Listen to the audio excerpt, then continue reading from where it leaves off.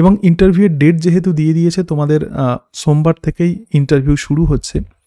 তো এই মুহূর্তে আমি খুব বেশি তোমাদের সময় নেব না, কিছু কিছু কথা আমি তোমাদেরকে বলবো। আশা করি এই সমস্ত বিষয়গুলো তোমরা যদি খেয়াল করো বা এই সমস্ত বিষয়ে তোমরা যদি এক্সট্রা লক্ষ্য রাখো, নিশ্চয়ই তোমাদের ইন্টারভিউ অনেক ভালো হবে।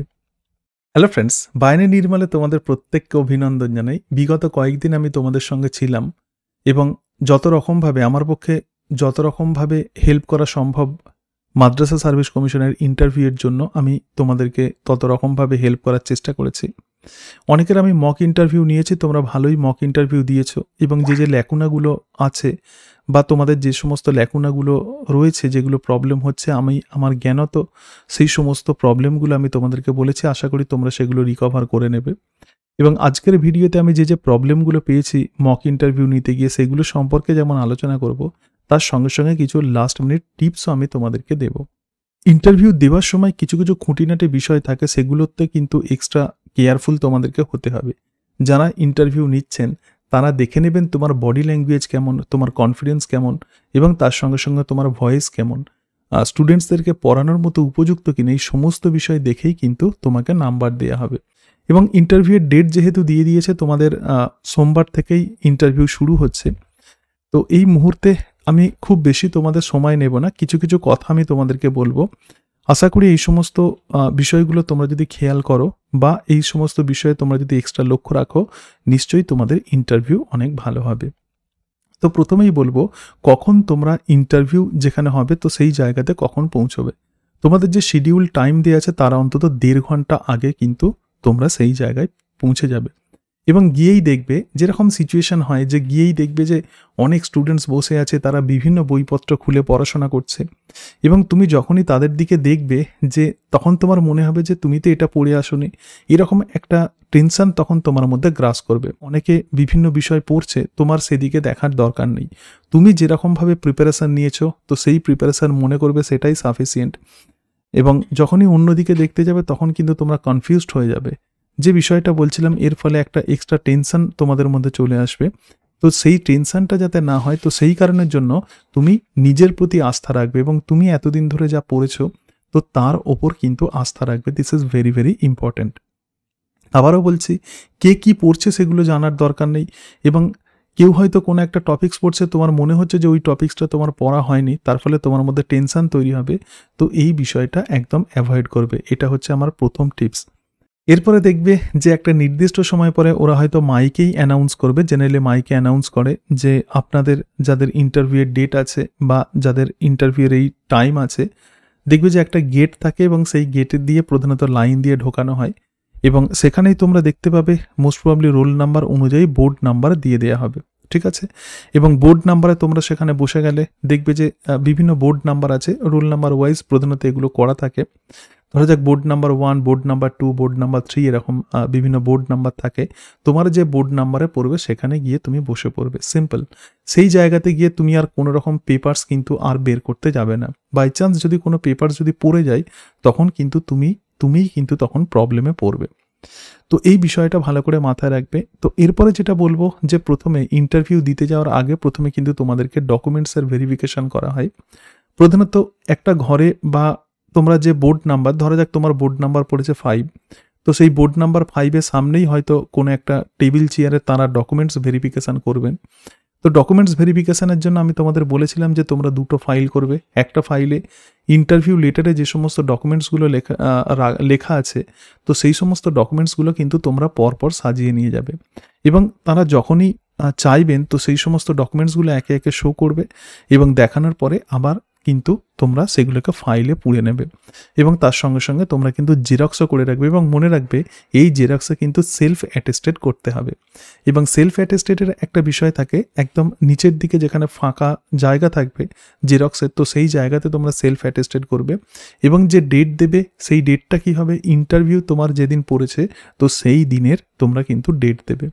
এবার ডকুমেন্টস ভেরিফিকেশান হয়ে গেল। ডকুমেন্টস ভেরিফিকেশানটা আর কিছুই নয়, তোমরা অনেকে টেনশন করছো, তোমার জাস্ট কাগজগুলো ঠিকঠাক আছে কিনা এটা তাঁরা দেখে নেবেন, এছাড়া আর কোনো ব্যাপার নেই।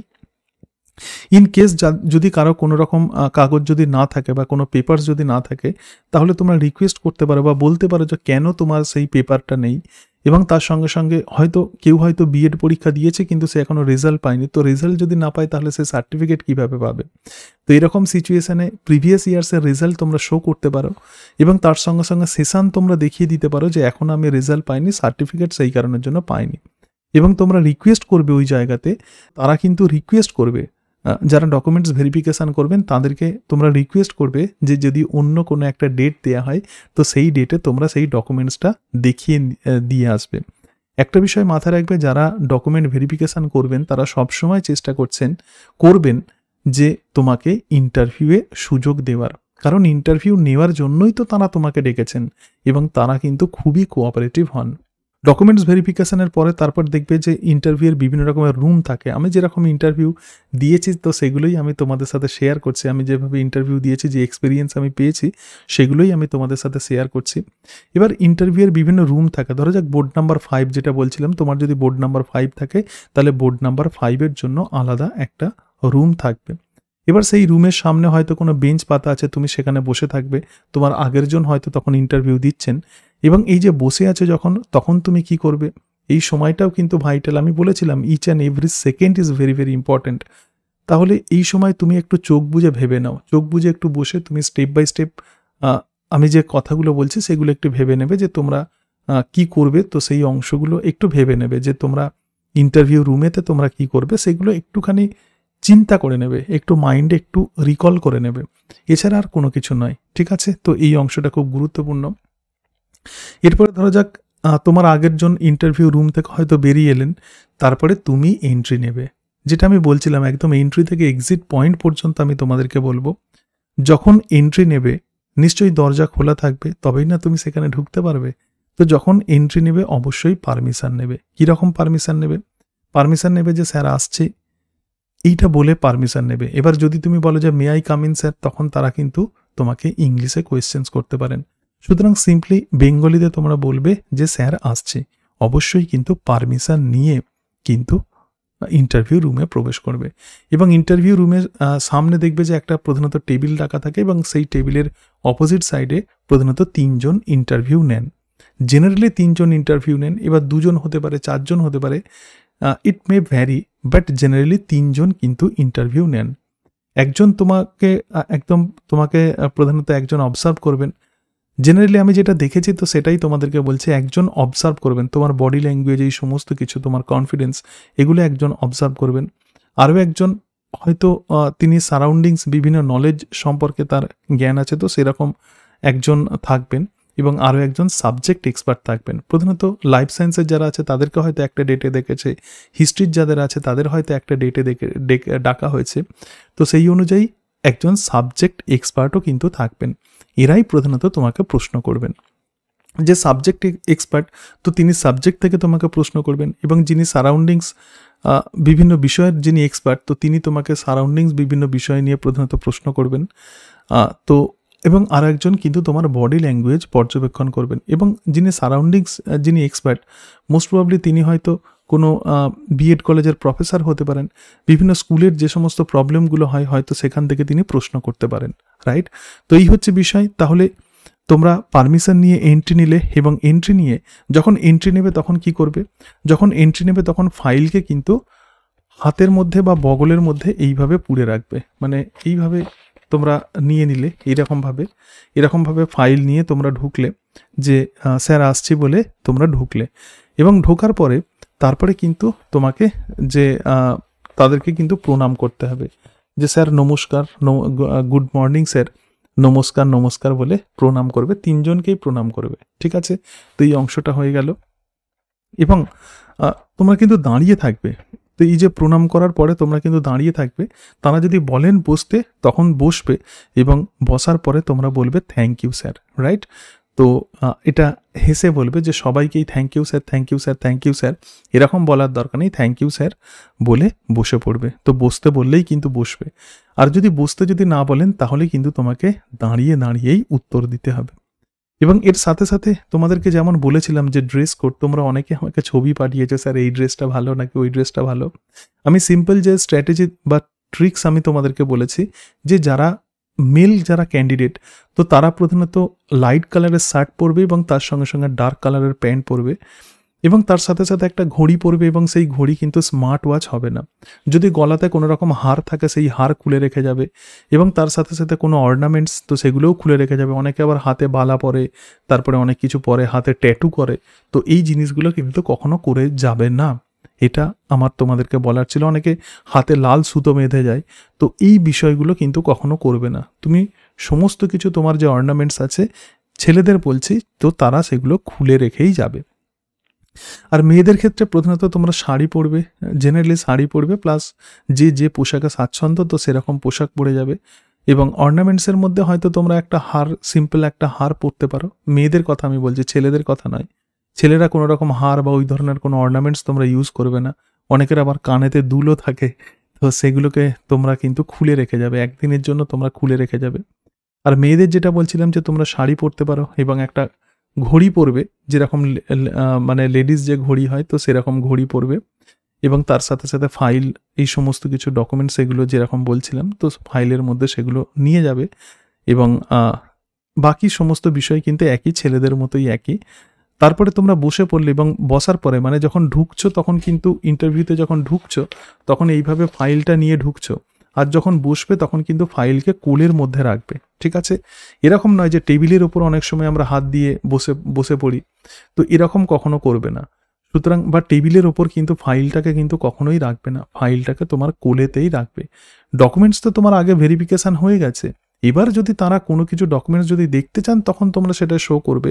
আদারওয়াইজ কোনো কিছু বিষয় বা কোনো কিছু জিনিস তোমাদের শো করার দরকার নেই। এবং পকেটের মধ্যে কিন্তু একটা পেন রেখে দেবে। মেয়েদের ক্ষেত্রে যেরকমভাবে পেন যেমন থাকে, তো তোমরা সেরকম সুইটেবল জায়গাতে পেন রাখবে। এবং কখনো একদম ব্র্যান্ড নিউ নতুন জামা প্যান্ট পরে যাবে না। অন্তত পক্ষে একবার হলেও সেটাকে কেচে নেবে, কেচে নিয়ে সেটাকে ভালো করে আয়রন করে সেরকম ড্রেসই কিন্তু পরে যাবে। আর একটা বিষয় বলি যে কেউ যদি সালোয়ার, মানে ফিমেলদের ক্ষেত্রে বলছি, যে কেউ যদি সালোয়ার কামিজে কেউ যদি স্বাচ্ছন্দ্য হয় তো সেটা পরবে, যে পোশাকে কমফোর্টেবল তো সেই পোশাকই পরে যাবে, কিন্তু সেটা মনে রাখবে যেন টিচার সুলভ যেন হয়। এরপরে আরও একটা বিষয় তোমাদেরকে আমি বলিনি আগে, যেদিন তোমরা ইন্টারভিউ দিতে যাচ্ছে তো সেদিনের একটা নিউজ পেপার কিনে নেবে।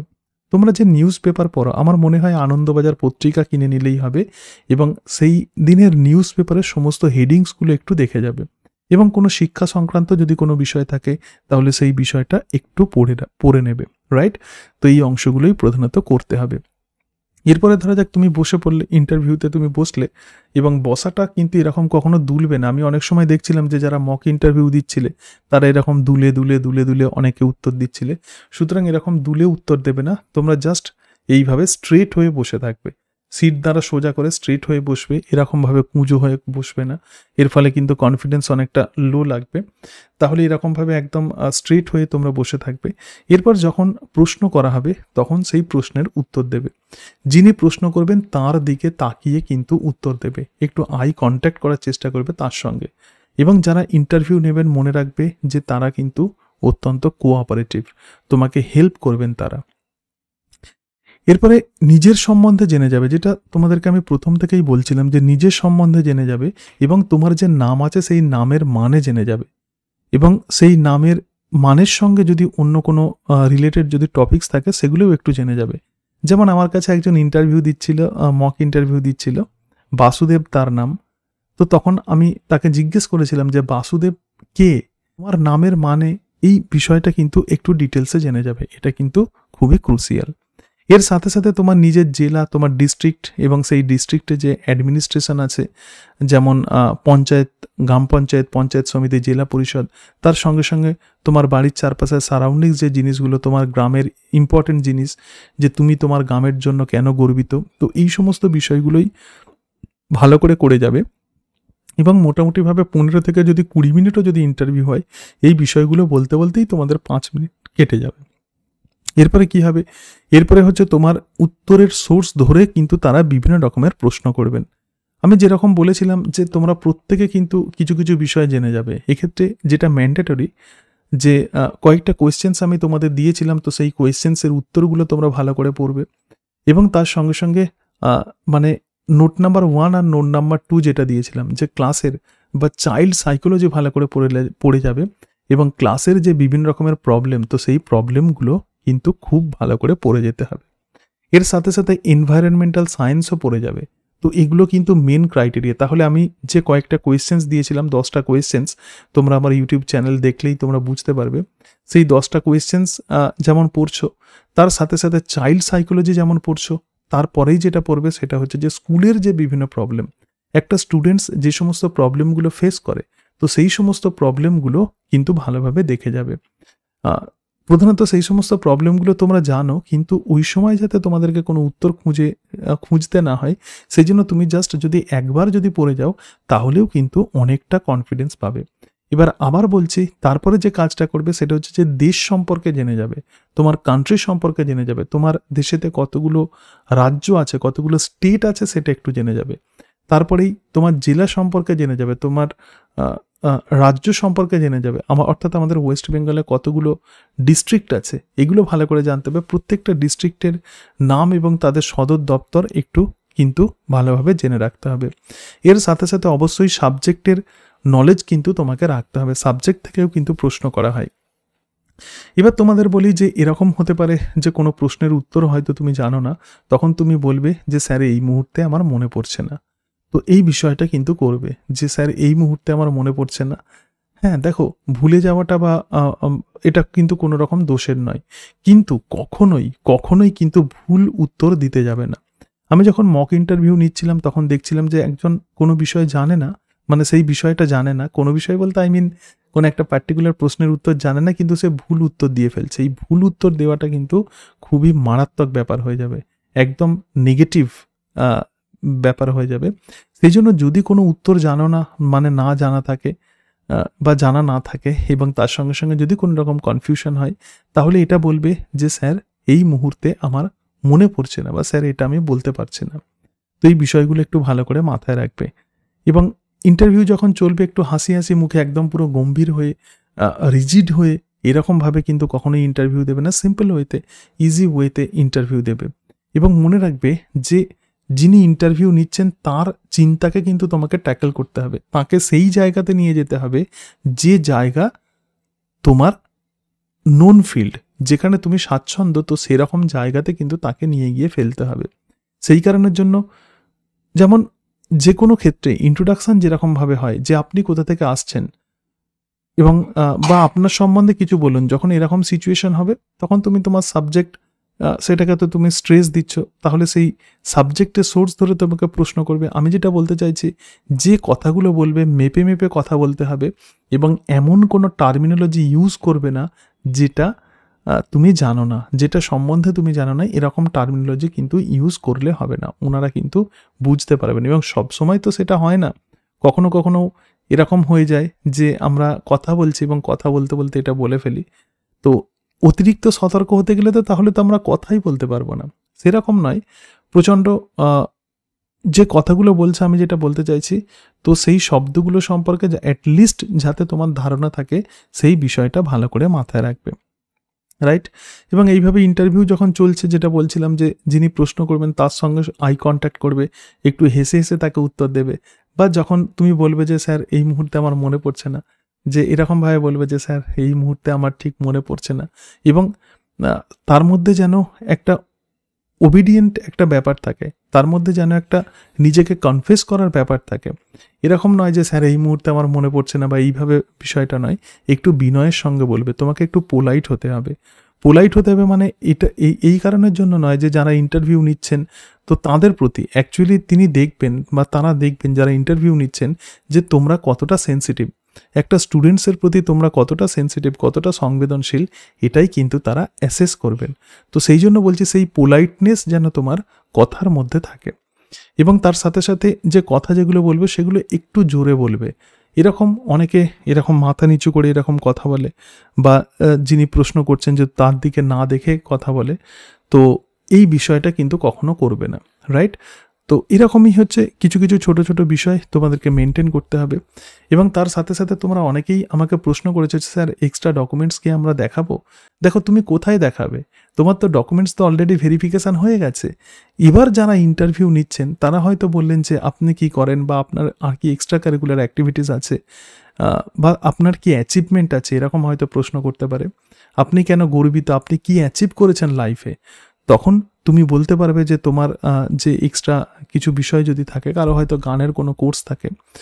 তো আমি বলেছিলাম যে 1 নাম্বার যে ফাইল থাকবে, তো সেই ফাইলে মেন যে অংশগুলো আছে, মানে মেন যে অংশগুলো বলতে আই মিন তোমাদের ইন্টারভিউয়ের লেটারে যে সমস্ত ডকুমেন্টসগুলো আছে সেগুলোকে জেমস ক্লিপ দিয়ে আটকে রাখবে, জেরক্সগুলোকে জেমস ক্লিপ দিয়ে আটকে রাখবে, এবং তোমার যে সার্টিফিকেট আছে ওটাকে কিন্তু স্টেপল করে নিয়ে যাবে। যদি প্রয়োজন হয় তখন ওটাকে দেখাবে। কেন আমি স্টেপল করতে বলছি, কারণ অনেক সময় মেইন ডকুমেন্টসের সঙ্গে এই ডকুমেন্টসগুলো যখন মিক্সড হয়ে যেতে পারে, তখন তোমাকে কিন্তু খুঁজতে হবে, হাতড়াতে যেন না হয়। তো সেইভাবেই কিন্তু তোমাদেরকে অ্যারেঞ্জ করে রাখতে হবে। এরপরে এরকমভাবে ইন্টারভিউ কন্টিনিউ হতে হতে তোমাদের বেরিয়ে আসার সময় হবে। তবে এই প্রসঙ্গে বলে রাখি, কাউকে যদি কোনো সাবজেক্ট থেকে প্রশ্ন করা হয়, ধরে যাক বললো যে আপনার পছন্দের এরিয়া কোনটা, তখন তোমরা কোনো একটা চ্যাপ্টার পড়ে যাবে। এবার তুমি যদি বলো যে স্যার আপনি প্রশ্ন করুন, হ্যাঁ, যে কোনো জায়গা থেকে আপনি প্রশ্ন করুন, আপনার ইচ্ছা মতো প্রশ্ন করুন, সেটা তুমি বলতে পারো। তাহলে কিন্তু বলটা ওদের কোর্টে ঠেলে দেয়া হলো। কিন্তু তুমি যদি বলো যে স্যার এই জায়গা থেকে প্রশ্ন করুন, তখন কিন্তু সেই চ্যাপ্টারগুলো তো তোমার অলরেডি পড়া আছে, তুমি যেখান থেকে বলছো, তখন কিন্তু তারা যদি সেখান থেকে প্রশ্ন করেন তুমি তার উত্তর দিতে পারবে। এটা ভালো করে মাথায় রাখবে। যে কোনো সাবজেক্ট, সেটা বায়োলজিক্যাল সায়েন্স হতে পারে, কেমিস্ট্রি হতে পারে, ফিজিক্যাল সায়েন্স হতে পারে, এডুকেশন হতে পারে, প্রত্যেকটা সাবজেক্ট কিন্তু অনেক ভাস্ট। তো সেই কারণের জন্য বলছি, তুমি যদি বলে ফেলো যে স্যার সাবজেক্টের আপনার যেখানে মনে হচ্ছে তো সেখান থেকে প্রশ্ন করুন, তখন কিন্তু তুমি একটা ভাস্ট জায়গার মধ্যে পড়ে গেলে। কিন্তু তুমি যদি কোনো চ্যাপ্টার যদি চয়েস করে দাও, স্যার এই জায়গা থেকে প্রশ্ন করুন, তাহলে কিন্তু তোমার কোর্টেই কিন্তু বল থাকবে, রাইট? তো এইভাবে কিন্তু ইন্টারভিউ কিন্তু নিয়ে যেতে হবে। দেখো, এই যে প্রসেসগুলো আমি তোমাদেরকে বললাম, এগুলো তো একটা মানুষকে এইভাবে শেখানো যায় না। আমি জাস্ট ইন্টারভিউ দেওয়ার আমার অভিজ্ঞতা আছে এবং সেই টিপসগুলোই আমি তোমাদেরকে শেয়ার করছি। এবং এরকম হতে হতে ধরা যাক কথাবার্তা চলতে এবার তারা বলতে পারেন যে ঠিক আছে, এবার আপনি আসুন। তখন তুমি কি করবে? তখন তুমি উঠে দাঁড়াবে এবং সিম্পলি যে ফাইলটা আছে এই ফাইলটা ধরবে, thank you sir, thank you sir, thank you sir বলে তখন তোমরা ধীরে ধীরে বেরিয়ে আসবে। এবং যখন বেরিয়ে আসবে, তখন বেরিয়ে আসাটাও কিন্তু ওরা লক্ষ্য করবেন। তখন কিন্তু ফাইল এইভাবে এতে নিয়ে তোমরা কিন্তু বেরিয়ে আসবে। তো এরকম কিছু কিছু বিষয় তোমরা কিন্তু মেনটেন করবে, এবং এই ছোট ছোট বিষয়গুলোই তোমার কিন্তু ইন্টারভিউ অনেক ভালো করে দেবে। এবং মনে রাখবে যে তুমি যে জিনিসগুলো জানো, তো সেই জিনিসগুলোই কিন্তু তোমাকে এক্সপ্রেস করতে হবে। এতদিন ধরে তো তুমি তো পড়াশোনা করেছো, তুমি তো অনেক কিছু জানো। নিজের বুদ্ধির প্রতি আস্থা রাখো, নিজের কনফিডেন্সের প্রতি আস্থা রাখো, নিজের প্রতি আত্মবিশ্বাস রাখো, তাহলেই কিন্তু তোমাদের ইন্টারভিউ অনেক ভালো হবে। আমাকে অনেকেই প্রশ্ন করছো যে স্যার আমার এত নাম্বার আমি পেতে পারি, তাহলে কি আমি কি ইন্টারভিউ আমি দিতে যাব, কিন্তু আমি মনে হয় চাকরি পাবো না। দেখো, এরকম এই নেগেটিভ অ্যাটিটিউড কখনো রাখবে না। তুমি এটা মাথায় রাখবে যে তুমি ইন্টারভিউ দিতে গেছো মানে ইউ আর বেস্ট। তোমাকে বেস্ট এফোর্ট দিয়ে কিন্তু ইন্টারভিউ দিতে হবে। নিজের প্রতি কনফিডেন্স রাখবে, এবং ইন্টারভিউতে কনফিডেন্সই কিন্তু মেন। তাহলে তোমার যদি নিজের প্রতি কনফিডেন্স থাকে, নিশ্চয়ই তোমার ইন্টারভিউ অনেক অনেক ভালো হবে। এই বিষয়গুলোই তোমাদেরকে জেনারেলি আমার বলার ছিল, এগুলো বললাম। এরপরে আরও যদি কিছু বিষয় যদি আমার মনে পড়ে, তাহলে আমি অবশ্যই তোমাদেরকে বলবো। এবং এই প্রসঙ্গ বলে রাখি, এই যে ইন্টারভিউ সংক্রান্ত আলোচনা আর একটা ক্লাস আমি তোমাদেরকে দেবো, তো সেটা হচ্ছে পলিউশন বা পরিবেশ। যে টপিকসগুলো আমি তোমাদেরকে দিয়েছি, তো সেই টপিকসগুলো পড়বে। যেমন নোট নাম্বার 1-এ আছে বেশ কতগুলো কোয়েশ্চেন্স, এবং তার সাথে সাথে চাইল্ড ডেভেলপমেন্ট, পেডাগজি, একটু জিওগ্রাফি পড়ে রাখবে, একটু হিস্ট্রি পড়ে রাখবে, কারেন্ট অ্যাফেয়ার্স পড়ে রাখবে। যেরকম আমি নোটস যেমন দিয়েছি, বিভিন্ন টপিক্সের ওপর আমি আলোচনা করেছি আর আলোচনা করছি না, সেগুলো ভালো করে পড়ে রাখবে। তাহলে সিকুয়েন্সিয়াল, ধরা যাক কারোর কোনো কিছু পড়া হয়নি, তাহলে সে কোন অংশগুলো পড়বে, আমার যে 1 নাম্বার এবং 2 নাম্বার নোটস দিয়েছিলাম, এবং তার সঙ্গে সঙ্গে স্কুলের যে সমস্ত প্রবলেমগুলো, এই 3টে নোটস কিন্তু ভালো করে তোমাদেরকে পড়ে যেতে হবে। এর ফলেই কিন্তু কনফিডেন্স তৈরি হবে। তো যাই হোক, আমি চেষ্টা করেছি যত রকমভাবে তোমাদেরকে হেল্প করার। তোমরা অনেকে আমাকে হোয়াটসঅ্যাপ করেছো, সেই হোয়াটসঅ্যাপেরও আমি রিপ্লাই দিয়েছি। মোস্ট প্রবাবলি সব্বাইরই আমি রিপ্লাই দিয়েছি, যাতে এতদিন পরে তোমাদের সামনে সুযোগ এসেছে, যাতে এই সুযোগ তোমরা ইমপ্লিমেন্ট করতে পারো। তোমরা প্রত্যেকে যদি সার্ভিস পাও তাহলে আমার খুব ভালো লাগবে। এবং যে আমি মক ইন্টারভিউ নিচ্ছিলাম, যারা ক্র্যাক করেছে তারা কিন্তু খুব সাধারণ পরিবারের ছেলে। আমি দেখছিলাম অন্তত 80% ছেলে বা 85%, 80%, 85 বলবো কেন, 90% ছেলে কিন্তু খুবই সাধারণ ফ্যামিলির ছেলে। তারা যে বিশাল ধনী লোক বা তাদের প্রচুর পয়সা আছে এরকম কিন্তু নয়। নিডি ফ্যামিলির ছেলে, কেউ হয়তো চাষ করে, কেউ হয়তো তাঁত বোনে, এরকম অনেক ছেলে মেয়েকে আমি পেয়েছি। তাহলে তোমাদের কাছে কিন্তু একটা সুযোগ এসেছে, এবং এই লড়াইয়ের একটা তোমাদের কাছে সুযোগ এসেছে, তোমাদের জীবন যুদ্ধে জেতার একটা সুযোগ এসেছে। তো এই সুযোগকে কিন্তু হাতছাড়া করলে চলবে না। এবং মনে রাখবে একটা বিষয়, ভাগ্য কিন্তু সবসময় সাহসীদের সঙ্গেই থাকে। অনেকে বলে না যে ইন্টারভিউতে ভাগ্য, এবং আমার মনে হয় যে ভাগ্য সবসময় সাহসীদের সঙ্গে থাকে। তোমার যদি কনফিডেন্স থাকে, এতদিন ধরে তুমি যা পড়েছো তার প্রতি তোমার যদি ন্যূনতম বিশ্বাস থাকে, তাহলে নিশ্চয়ই তোমাদের ইন্টারভিউ কিন্তু অনেক ভালো হবে। তো যাই হোক, কিছু বিষয় তোমাদেরকে বললাম, যেগুলো আমার মনে হয়েছে সেগুলো তোমাদের সাথে আলোচনা করলাম। আশা করি এই ভিডিওতে তোমরা অনেকটাই উপকৃত হবে। এবং এই প্রসঙ্গে আর একটা বিষয় বলি, তোমরা অনেকেই আমাকে পিএসসি সংক্রান্ত বিভিন্ন প্রশ্ন করছো, এসএলএসটি সংক্রান্ত বিভিন্ন প্রশ্ন করছো। যেহেতু আমি প্রধানত এরকম করি যে বিষয়টাকে আমি ধরি তো সেটাকে একদম শেষ করে তারপরে আমি ছাড়ি। এবং কোনো একটা টপিকস যদি থাকে তো সেটা যতক্ষণ না আমার শেষ হচ্ছে বা সেটা যতক্ষণ না আমি ভালোভাবে কমপ্লিট করতে পারছি, ততক্ষণ আমি আর অন্য বিষয় জেনারেলি ভাবি না। তো সেই কারণের জন্য যতদিন আমি মাদ্রাসা সার্ভিস কমিশনের ইন্টারভিউর প্রিপারেশান আমি দিচ্ছি তোমাদেরকে, তো ততদিন পর্যন্ত আমি অন্য কোনো বিষয় আমি আর ভাবিনি, যে পিএসসি, এসএলএসটি ইত্যাদি নিয়ে আমি ভাবিনি। আমার ফোকাস কিন্তু টোটালি এই মাদ্রাসা সার্ভিস কমিশনের ইন্টারভিউতেই ছিল। এরপরে আমি এগুলো সম্পর্কে আলোচনা করব, যে পিএসসির নোটিফিকেশানে কী হয়েছে সেগুলো যেমন তোমাদেরকে বলবো, কিভাবে সাবজেক্টকে পড়তে হবে। আমি তো বায়োলজিক্যাল সায়েন্সের টিচার, তাহলে সাবজেক্ট কিভাবে পড়তে হবে, সাবজেক্টের নোট কিভাবে তোমরা পাবে, এই সমস্ত বিষয়গুলো আমি পরে আলোচনা করব। আগে মাদ্রাসা সার্ভিস কমিশনের ইন্টারভিউটা কমপ্লিট হোক। নিশ্চয়ই তোমাদের সমস্ত প্রশ্নের আমি উত্তর দেব, মানে তোমরা যে ডিম্যান্ডগুলো করেছো তো সেই ডিম্যান্ডগুলো আমি নিশ্চয়ই ফুলফিল করার চেষ্টা করব। তোমরা এতদিন ধরে থেকেছো, আমাকে বিভিন্ন রকম কমেন্টস দিয়েছো, এবং আমি আবার বলছি, আমি আমার কাজের ফিল্ডে যতটা না ভালোবাসা পেয়েছি, আমি ইউটিউব থেকে তার অন্তত 100 গুণ বেশি ভালোবাসা পেয়েছি। এবং তোমরা প্রত্যেকেই তো ভালো স্টুডেন্ট, তাহলে তোমাদের সাথে কথা বলতে গেলে রীতিমতো আমাকে হোমওয়ার্ক করতে হয়, রীতিমতো আমাকে পড়াশোনা করতে হয়। এই যে আমাকে যে এখনও অনেক কিছু জানতে হচ্ছে, এর জন্য তোমাদেরকে অনেক অনেক ধন্যবাদ। এবং আবারও বলছি যে তোমরা সবাই খুব ভালো। আমি যতজনের ইন্টারভিউ নিয়েছি প্রত্যেকেই ভালোই ইন্টারভিউ দিয়েছে। কিছু কিছু বিষয়ে ল্যাকুনা আছে, তো সেগুলো আমি তোমাদের সাথে আলোচনা করলাম। আচ্ছা, আর একটা বিষয় তোমাদেরকে বলবো, যে কখনোই কিন্তু ইন্টারভিউ দিতে দিতে থেমে যাবে না। ধরা যাক তুমি কোনো প্রশ্নের উত্তর পারছো না, তাহলে আমরা অনেক সময় কীভাবে এরকম করে আমরা সেটাকে ভাবার চেষ্টা করি। এই জিনিসটা কখনোই করবে না, কারণ যারা ইন্টারভিউ নিচ্ছেন তাদের কাছে টাইম কিন্তু খুব গুরুত্বপূর্ণ। নির্দিষ্ট সময়ের মধ্যে তাদেরকে শেষ করতে হবে। তুমি যেটা জানো না সিম্পলি সেটা বলবে যে স্যার এই মুহূর্তে আমার মনে পড়ছে না। কখনোই কিন্তু ইন্টারভিউতে গ্যাপ দেয়া চলবে না। তোমার থেকে যেন কোনো রকম গ্যাপ না আসে। একটা বিষয় ভাবছো, আকাশ পাতাল ভাবতে শুরু করেছো, এই রকম জিনিসটা যেন কখনোই না হয়। দেখো, বিগত কয়েকদিন আমি যে সমস্ত বিষয়গুলো নিয়ে আলোচনা করলাম, এগুলো শুধুমাত্র যে বায়োলজিক্যাল সায়েন্সের ছেলেমেয়েরা দেখেছে সেরকম নয়।